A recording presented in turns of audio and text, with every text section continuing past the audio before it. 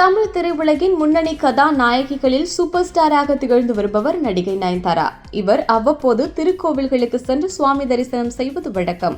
இந்நிலையில் குமரி மாவட்டத்தில் நடிகை நயன்தாராவிற்கு திரைப்பட ஷூட்டிங் இருப்பதாக தெரிகிறது. இதற்காக குமரி மாவட்டத்திற்கு வந்த நயன்தாரா கன்னியாகுமரி மாவட்டம் சுச்சீந்திரத்தில் அமைந்துள்ள தானுமாலையின் சுவாமி திருக்கோயிலில் தனது கணவர் விக்னேஷ் சிவனுடன் சுவாமி தரிசனம் செய்தார்.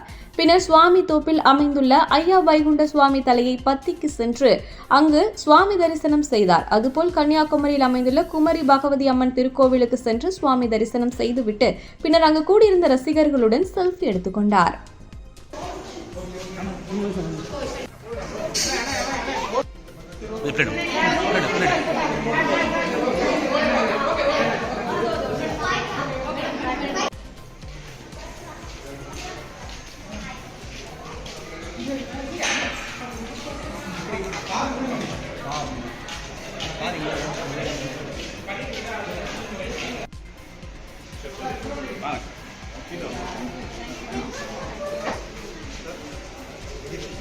படிச்சு